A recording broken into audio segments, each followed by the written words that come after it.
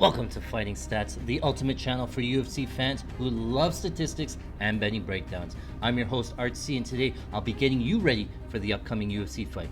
Here at FightingStats.com, we have exclusive UFC stats not available anywhere else. We can tell you how often a fighter throws that left hook or that right jab in southpaw, how often they move backwards, or how often they throw kicks.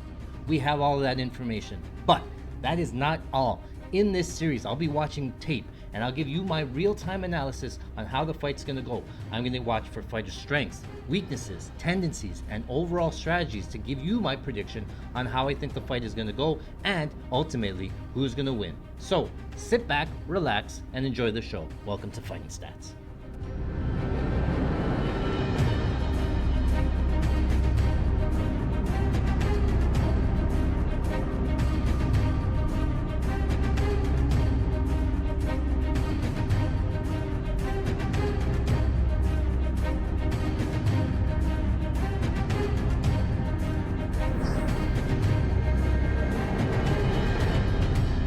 Welcome back to Fighting Stats. I'm your host, Art C, and today we are breaking down the UFC 302 fight between Jailton Almeida and Alexandr Romanov. This fight is pretty interesting for a couple of reasons, and we'll get into the breakdown shortly. What we're going to do is we're going to go deep into the stats, tell us what all the fighting stats tell us, and then I'll give you my prediction on how I see the fight going, and then we'll get into the best bets, value bets, Kelly criterion, all that stuff. So you don't want to miss it. Don't go anywhere here. Let's get this started here. So we put Jailton Almeida here on the blue side, Alexandr Romanov on the red side. So right away in terms of the physicals, it looks like Almeida going to be the taller fighter or have a taller fighter by 1 inch and have a 4-inch reach advantage. Again, Jailton Almeida used to fight at light heavyweight. He is bulking up a little bit, moving up to heavyweight. And Alexandr Romanov, his weights fluctuated a little bit. We've seen him come in super lean, and then the last couple of fights there, he's really pushing that 265 weight limit there. So very interesting to see what he will look like on weigh-in days. From what I can tell on Instagram, it looks like he's going to be around 265. So we'll get into the sort of why that matters. So in the UFC, Jailton Almeida 6-0 in the UFC. Actually, 6-1. He lost that last fight there. 33% of his wins coming from KO. 50% of his wins by submission and 17% by decision. He did get knocked out in that last fight against Curtis Blades. Alexandr Romanov in the UFC 6-2, 17% of his wins by KO, 50% by submission, 33% by decision there. So let's get into the offensive striking. Now, it's pretty funny because both of these guys not really a distance striker, and it's really evident here in terms of the striking numbers. 93% of the strikes landed for Jailton Almeida have been ground strikes. On the feet, in terms of distance strikes, only 5% of the strikes landed for Jailton Almeida as distance strikes. Normally, these numbers are switched. Normally, we see stand-up fighters with 95% distance striking, but for Jailton Almeida, 93%, that's a big number of all of the strikes landed have been on the ground. Now, obviously, if you're on the ground there, head targets about 93% as well, 4% body, negligible, I think 2% to the legs there, so very low numbers there. In terms of strike accuracy, head strike accuracy, 67% head strike accuracy, 80% body strike accuracy, and only 33% leg accuracy. Doesn't throw a ton of leg kicks there. Average strikes thrown by round. Now, it incorporates all those ground strikes as well, so he's throwing 25, 24, and 29 strikes by round, landing 16, 19, and 19. Only have one fight sample size against Derek Lewis, going round 4 and 5, so we're not going to touch on that there. Overall, in his UFC career, 0 knockdowns, and again, he's only landed 7 distance strikes in the UFC. So that's not on average. That's not per minute. That's 7 total distance strikes. Landed 3 against Derek Lewis in round number 1. 2 against Derek Lewis in round number 2, and then before that, 1 against Shamil and 1 against Parker Porter. So really not a distance striker at all. In terms of leg kicks, looking at even 2 of those strikes, 2 of those 7s were leg kicks, so landed some leg kicks there. No clinch strikes. Most of his strikes going to come from the ground. 142 strikes landed on the ground. Now, because most of his fight takes place on the ground, defensive striking going to have similar numbers here. 77% of the strikes absorbed have been from the ground, 18% at the distance, 5% in the clinch, 84 strikes against towards the head, 14 towards the body, and only 2% to the legs. These are funny numbers. Defensive striking head strikes, 50%, which is pretty poor. Body, 50%, and 100% leg kicks. But again, the sample size is pretty small here. Look at these strikes absorbed by rounds. Normally they're in the 20s, 30s sort of thing. Jailton Almeida is averaging 1.33 strikes absorbed in round number one, just one.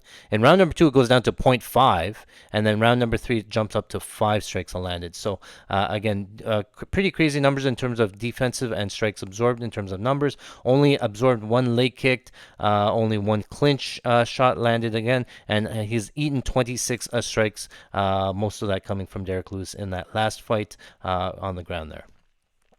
Going over to the Alexandr Romanov offensive striking, similar somewhat numbers here. 50% of his strikes landed have been at a distance, on the ground. 42% at a distance, and only 8% on the clinch. Same sort of target breakdown, 84% towards the head, 9% towards the body, and 8% towards the legs. Striking accuracy, 45% head strike accuracy, 79% body strike accuracy, and 95% towards the legs.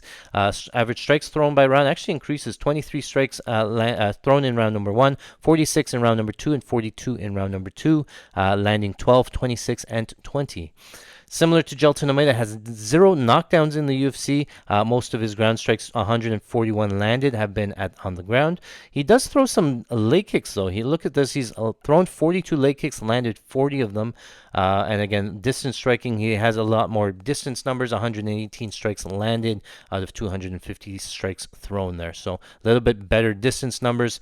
In terms of defensive striking, 82% of the strikes landed against have been at a distance, 12% in the clinch, and 6% on the ground. Head strike accuracy, 78% head strike defense. Head target defense, 12% towards the body and 10% towards the leg. In terms of striking defense, 40% head strike defense, 78% body strike defense, and 87% leg kick defense. Almeida not going to throw a ton of leg kicks, so numbers, that one doesn't really matter there. In terms of strikes absorbed by round, it does go up there. 8 strikes absorbed in round number 2, 8 strikes in round number 1, 7 in round number 2, and 18 in round number 3. A couple of those fights going to round number 3, and then seeing some big numbers there. So pretty interesting striking numbers. Again, both of them not really distance strikers, both of them grappling. So let's get into the grappling numbers and see what these numbers say. Going to be pretty interesting here as well. So Jailton Almeida, we talked about the strikes landed, most of them coming from out of the grappling. So on average, Jailton Almeida will shoot 2.3 takedowns in round number 1, landing 1.7 takedowns in round number 1. In round number 2, drops off to 1.5 shot and 1 successful. Pretty good efficiency there. And then round 3, 3 takedowns on average attempted, 1 takedown successful in that round. So overall, he's shot 29 times, only 16 of them have been successful, so just a little bit over 50% in terms of success rate.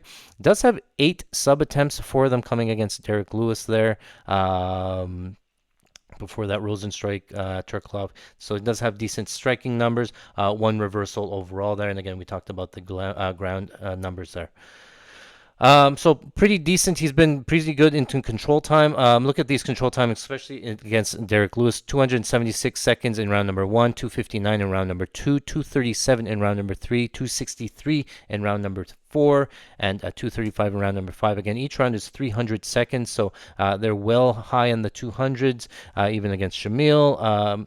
Really, every single round, the fewest amount of control time that Jailton Almeida has here is 168 seconds. Again, that was Danilo Marquez in round number 1, and I think he finished him in round number 1 as well. So very good control numbers here from Jailton Almeida. Defensive grappling, we haven't seen much defensive grappling. Nobody's really able to control him and dominate him, put him on his back there. So that's why these numbers in this fight is pretty interesting. He's only seen 2 takedown attempts, both of them coming from Derek Lewis. And Derek Lewis, like how what does those takedown attempts really look like? It's more just change of pace sort of thing. He's not really looking to get the fight down to the ground. So yeah, never been actually taken down there. Really haven't seen much of Jailton Almeida off of his back. So again, that's going to something that we're going to have to extrapolate, see if we can make some assumptions there. Same thing with Romanov here. We're going to go into Romanov offensive grappling. He's been using a lot of takedowns in his fights there. Overall, in his UFC career, attempted 37 takedowns, landed 20 of them. So pretty good takedown numbers. But again, hasn't really fought many guys that want to take him down. We'll get into that just in a bit. Only have one reversal, has 4 sub attempts, two of them coming against Rocky Martinez, first fight in the UFC against, and then Marcos de Lima, and then before that Chase Sherman. So does not have a sub attempts in the last 3 fights though. Let's go over to defensive grappling. So same sort of thing with Almeida. Not a ton of guys that want to get Romanov down to the ground. Really only seen 5 takedown attempts. 4 of them have been successful. All 5 attempts and all 4 takedowns coming against Juan Espino in that fight back in 2021. Go back and watch that. We taped that one there. We'll get into the breakdown in terms of what happened there. So 4 of 5 takedowns allowed. So only 20% takedown defense, and then the clinch numbers there. So pretty interesting numbers. And I tell you why it's important here. Let's sort of break down this fight here. So again, throughout both UFC careers, both guys have wanted to get the fight down to the ground. Almeida, everybody knows now, he goes front kick or high kick into a double leg, whereas Romanov, he usually just bull rushes forward, tries to get you down to the ground. A lot of Romanov takedowns comes from the body lock and trips up against the fence, where Jailton Almeida will transition from double legs to single legs, things like that. So it's very interesting because, again, neither guy has seen much offensive grappling against. So they haven't really had to defend the takedowns. They're more of the ones that have been dictating where the fight goes, gets the fight down to the ground. So we're going to have to make some assumptions in terms of how this fight are going to go. So going back and watching the Romanov versus Espino fight, that fight was pretty telling. Espino got him down 4 times out of 5, but Romanov was able to sort of pop back up. That was in these thinner Romanov days. He just a ton of power. He looked like he got right back up, bounced back up to his feet. Espino sort of struggled to get him down to the ground. Espino's not like a high level grappler. I know he has some wrestling background as well, but not high level, but able to get him down a couple of times, just not able to control him. And then I go back and I watch the Jailton Almeida side, fighting somebody like Derek Lewis there. Again, Derek Lewis not the best takedown defense either, just like Romanov, but Jailton Almeida controlled Derek Lewis on the ground. Similar things where Derek Lewis was always just saying, if I'm on the ground, it's time to get up. And you would, people would laugh about the Derek Lewis get-ups where he just simply just gets up, powers up to his feet, and it's all power. Almeida did a great job of just controlling Derek Lewis. Derek Lewis was not able to get up, not able to pull any of his patented get-ups. Almeida really didn't take any risks, though, in that fight. He stayed in mount, got his mount a bunch of times, even got the back a bunch of times, but Almeida never jumped off for a submission. He really wanted to control Lewis, keep him on the ground, and so I'm thinking it's going to be somewhat similar here. Romanov, I think early could maybe get up if he got taken down. He sort of pops, he'll try to use power to try to get back up. But Jailton Almeida is so good in terms of top control. I haven't recalled seeing anybody really get up from Jailton Almeida, even against Curtis Blades in that last fight. Curtis Blades, probably the best wrestler in the UFC, has some of the highest takedown averages in the UFC for a heavyweight. And Jailton Almeida taking Curtis Blades down 7 or 8 times in that first round there, using a variety of different takedowns as well, double legs to single legs to trips, things like that. Blades able to work back to his feet, but I think I'm going to think the defensive grappling and the wrestling of Curtis Blades is going to be a lot better than Alexandr Romanov. So even into that second round, what happens is that Blades survives round 1, gets into the second round. Almeida shoots in for the takedown in that second round. Blades defends up against the cage and then uses a lot of hammer fists on Jailton Almeida, eventually crumbling him in round number 2 and finishing him there. So Romanov has that path to victory, I guess, defending the takedowns, using some big shots. He does have a ton of power, but that's about it here. So if I think about what happens, I think they both open up. They stand in striking range. It's going to be a matter of who shoots in first. If Romanov shoots in first and tries to get Almeida down, we haven't seen really Almeida have to defend any takedowns. So it's possible that Romanov gets on top first. But I think Almeida a little bit more craftier, able to reverse the position. things like that. We saw, if you go back and watch, Romanov fights Chris Daukaus in Fury FC Grappling in just a grappling match. Same sort of thing where Romanov has these really good takedowns on Chris Daukaus, gets him down many times, but just because of the size, he's not able to hold Daukaus down. Daukaus able to pop back up, and then Romanov has to do the grappling again. So I think the biggest difference in this fight is the ground control. Romanov, I don't think he has the elite ground control. I think he has the takedowns, but not the control, whereas Almeida, he has the takedowns and the ground control. So if Romanov gets the takedown, I don't think he's going to hold Almeida down. I think Almeida is going to be able to reverse it, get back up, get back to the feet. Whereas if Almeida gets the takedown on Romanov, I think it has to be early. Romanov just powers up and stands up. Otherwise, Romanov been flat on his back. I can see Almeida controlling him, keeping him down on the ground there. And the biggest concerns for me is I go back and I watch the... Let's go the Almeida versus, Alexandr Romanov versus against Blagoy. That one stood up for most of that fight, but he fought in that last fight, Alex Volkov again. Romanov getting his back taken against Volkov in that fight.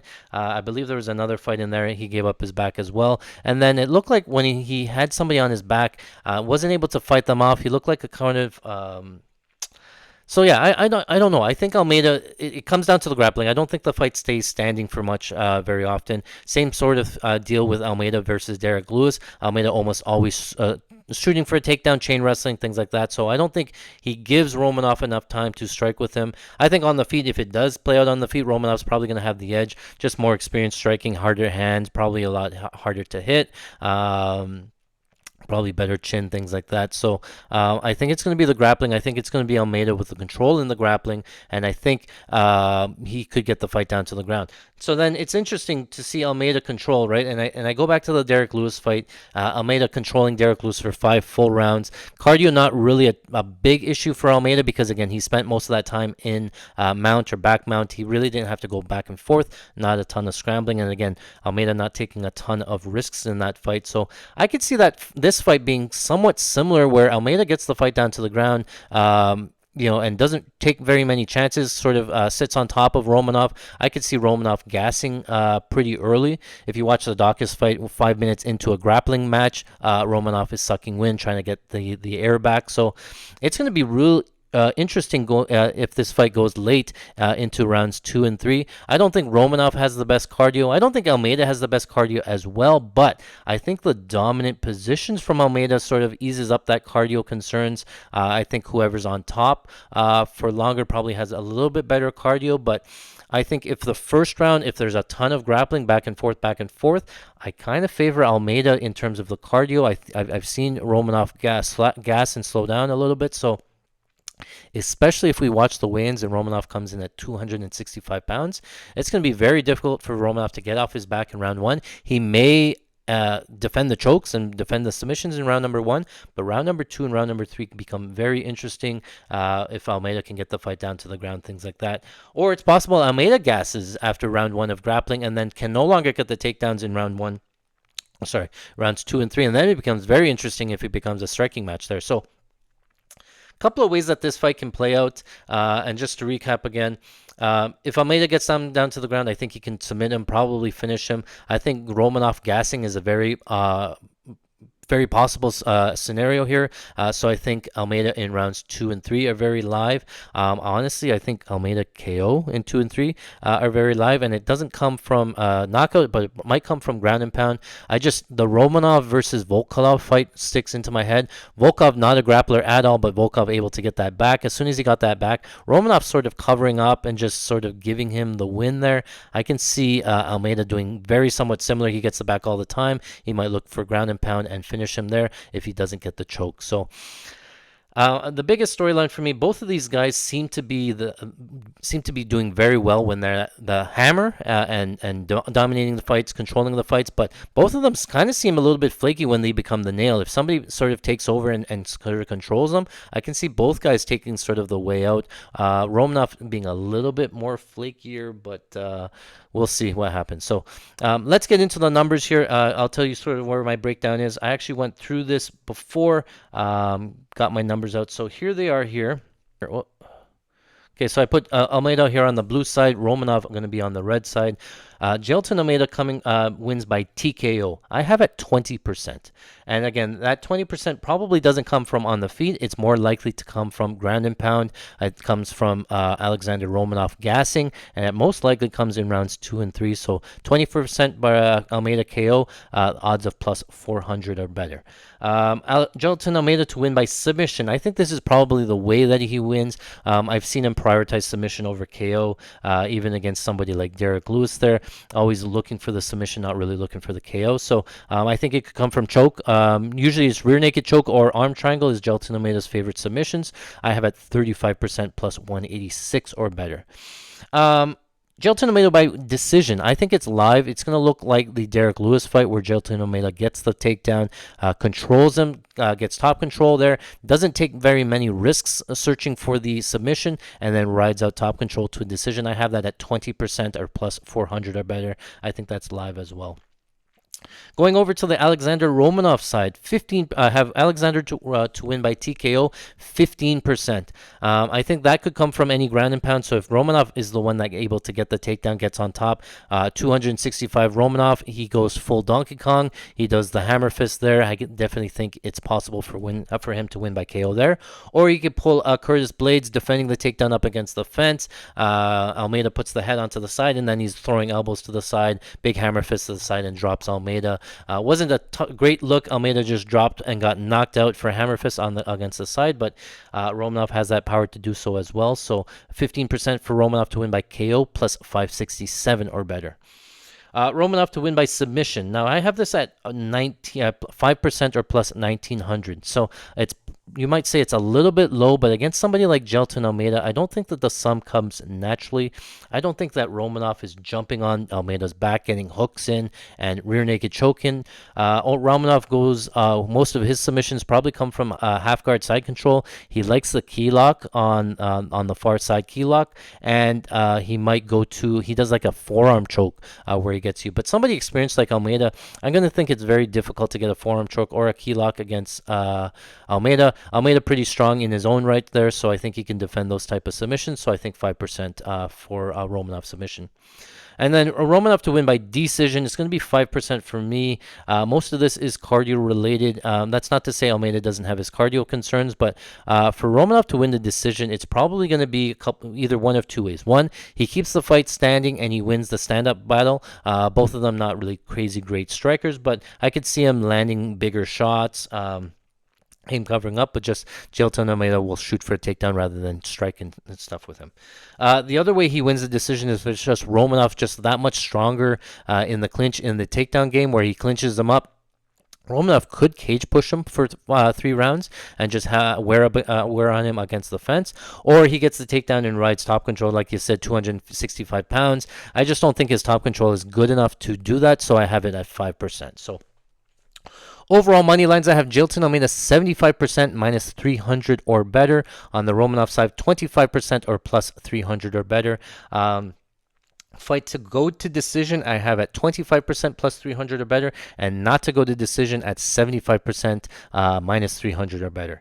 Now, I have looked up the current odds, and I want to say that all of my predictions or my opening lines are pretty accurate here. I'll compare them. I'll give you a rundown in terms of what those current odds are. But Almeida by KO, I said plus 400 or better. It's only plus 350 there. Almeida win by submission, I said plus 186 or better, but it's only 175. And then Almeida to win by decision plus 400 or better, it's only plus 300. So, and prop-wise, I don't see anything that I really like prop-wise. In terms of money line, again, I said it's minus 300. The current line only minus 238. So a little bit of value here on the Almeida money line side. In terms of Alexandr to win by KO, I had it 15% plus 567 or better. It's currently plus 800 there. So not a bad look if you want to take by KO. I think that's how he wins. Kelly Criterion saying put 0.5 units on that. Whereas win by submission, win by decision, plus both of them plus 1900 or better. We're only getting plus 600 and plus 650, so not where the prop values lie there. Romanov on the money line said I said I have to get plus 300 or better to bet. We're only getting plus 195, so money line side is going to be the Almeida side for me. Goes to decision, doesn't go to decision. I said no decision at minus 300. Currently, it's only minus 250, so a little bit of value there on not to go to decision, but again, you have to lay the juice on most of these ones. Decision only. This is one of those lines only. I think DraftKings and some of the casinos has, but decision only. I think Jailton Almeida has all of the decision win equity. I took this line against Derek Lewis. That fight that was against Derek Lewis was minus 110 because nobody thought Jailton Almeida would go to decision with Derek Lewis, but that ended up being a winner and a steal at that price. Here I have it minus 400 or better. Currently minus 225 or better. So a little bit of value there. So that's how I see the fight going up. It's going to be interesting. Again, it's going to look minus 400, minus 500 in terms of whoever ends up winning. I think it comes down to who's the better grappler, who's the better top control, and it really comes down to the cardio. So look to live bet in this fight. If as soon as you see anybody slowing down here, look to take that fight, to take that side. There is a possibility that both of these guys slow down at the same rate, and then it becomes a slugfest and just a boring, stand up, trying to battle, trying to dig deep in rounds 2 and 3. So those props going to be very interesting. I'm going to take a look at that. As always, if I do make a play, I post it over to patreon.com/FightingStats. There's where I put all my breakdowns, all of our bets throughout the week, things like that. So don't go check that out. Patreon.com/FightingStats. As always, let me know in the comments below how we're doing. If you have any changes, if you disagree with some of these predictions, or maybe I'm not thinking about something there. But as always, open to your feedback. My name is Art C, and this is Fighting Stats. I hope you enjoyed the show. Thanks for watching. All right, guys. Well, that is it for today. Thank you very much for watching. If you like this type of content, make sure you smash the like button, hit the subscribe. You'll get notified anytime we put out new content. Listen to this. We just hit a massive parlay for $29,000 at UFC 297. That is one UFC after 296 where we hit a parlay for $82,000. That's back-to-back parlays. We've made $110,000. And how do we do it? We use our exclusive fighting stats, not available anywhere else. Our exclusive fighting stats gives us information, gives us a big edge over the sportsbooks, and tell us what's going to happen within the fights. We post all that information, our breakdowns, our best bets, over at patreon.com/FightingStats. Don't miss out. Make sure you subscribe today. Again, my name is Art C. This is Fighting Stats. Thanks for watching.